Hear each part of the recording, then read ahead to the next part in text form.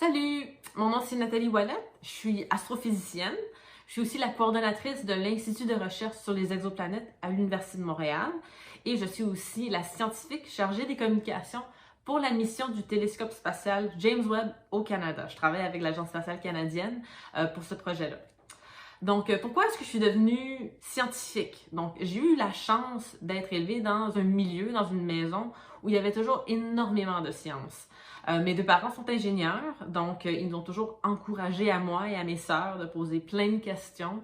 On allait souvent à la bibliothèque, on avait souvent des documentaires qui passaient à la télévision. Je lisais énormément quand j'étais jeune et j'ai toujours beaucoup aimé la nature. Donc, la science en général m'intéressait et je trouvais ça super intéressant ce que mes parents faisaient. Mais j'aimais beaucoup observer la nature, surtout les phénomènes physiques autour de moi. Donc, les nuages que je voyais dans le ciel ou les étoiles pendant la nuit, la météo qui changeait, les roches autour de moi, les montagnes, comment ça se faisait. Donc, c'est toujours les sciences physiques qui m'ont intéressée et je voulais savoir comment ça fonctionnait. Et surtout les gros phénomènes qui sont au-delà de la capacité des humains à contrôler, donc les ouragans ou les tornades, les tempêtes, les volcans. Et la chose la plus grande à laquelle je pouvais penser, c'était l'astronomie. Donc, pas beaucoup plus grand qu'une galaxie au complet. Donc, dès un très jeune âge, je savais que je voulais être astrophysicienne et comprendre comment l'univers et la nature fonctionnaient. Comment est-ce que la science-fiction a influencé mon parcours? Donc, en plus d'avoir beaucoup de documentaires qui jouaient à la télévision, je regardais beaucoup Star Trek quand j'étais jeune. Donc, le monde qui aime beaucoup l'espace, qui deviennent astronomes et astrophysiciens, souvent, c'est soit ils aiment beaucoup Star Wars ou ils aiment beaucoup Star Trek. Donc, moi, c'était beaucoup plus Star Trek que j'aimais. J'aime aussi beaucoup les récits de fantasy, comme Le Seigneur des Anneaux, par exemple. Mais Star Trek, j'aimais beaucoup ça parce que je trouvais ça un peu réaliste. C'est comme un futur qui pourrait arriver réalistement pour les humains dans quelques centaines d'années, disons. Donc, j'aimais cet aspect-là. Et dans chacune des séries de Star Trek que je regardais, c'était toujours le personnage qui était le scientifique qui était mon préféré. Donc, ma série préférée de Star Trek, c'était The Next Generation, la prochaine génération, avec le capitaine Picard, qui était le capitaine du navire, du vaisseau plutôt. Et mon personnage préféré, c'était le scientifique en chef du vaisseau Data, qui était un robot. Donc, j'admirais beaucoup sa curiosité scientifique, mais aussi parce que c'était un robot, il se posait beaucoup de questions sur l'expérience humaine. Donc, j'admirais beaucoup sa curiosité. C'est quoi mon récit de science-fiction préféré et pourquoi? Donc, mon auteur préféré, en général, c'est Michael Crichton. Et c'est l'auteur qui a écrit le Parc Jurassique. Donc, le Parc Jurassique ou Jurassic Park, c'est mon livre préféré de science-fiction.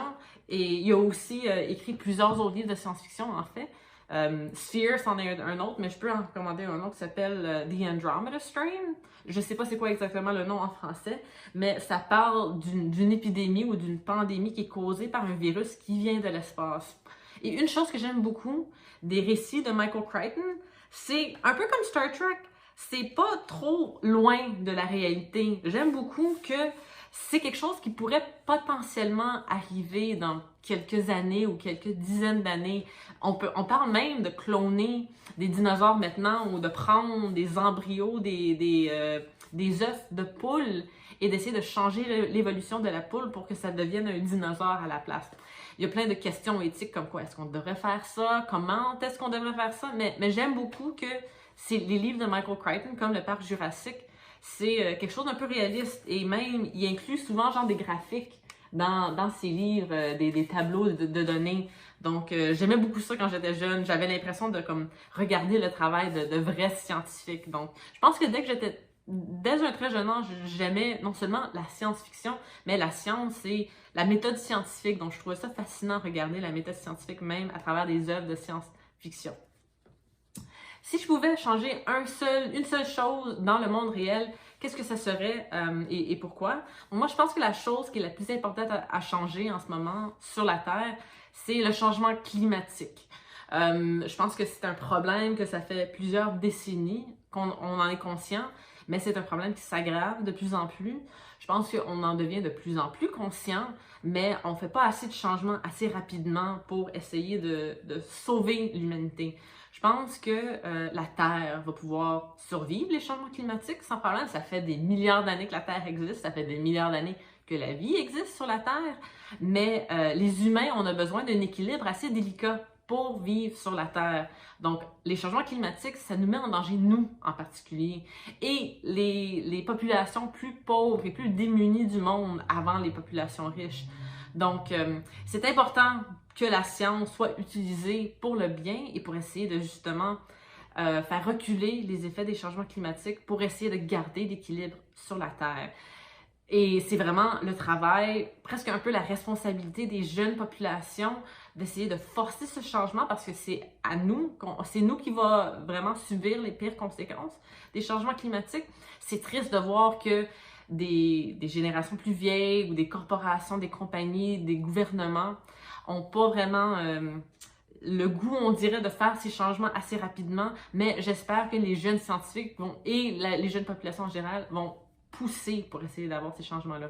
Donc, c'est une grande mission qu'on a pour les générations à venir. Donc, mon mot de la fin, j'espère que vous êtes vraiment accrochés par la science en ce moment et que vous ne lâchez pas cet amour et cette curiosité pour la science. La science-fiction, c'est une façon vraiment fun d'essayer de rentrer un peu dans la science. Moi, j'ai beaucoup aimé la science-fiction qui était assez réaliste, qui ressemblait presque à la science qui arrivait à ce moment-là. Donc, moi, ça m'a donné vraiment le goût de continuer dans la science, de rester à l'école, de poser des questions et d'en apprendre plus sur les secteurs scientifiques qui m'intéressaient beaucoup. Mais je pense que la science, c'est très important pour l'avenir en général, pour faire un changement significatif dans le monde. La science peut être un outil incroyable. Donc, il faut bien la connaître et bien l'utiliser. Et c'est vraiment à nous et à vous, surtout les jeunes générations, de devenir bons scientifiques et de changer le monde pour le mieux.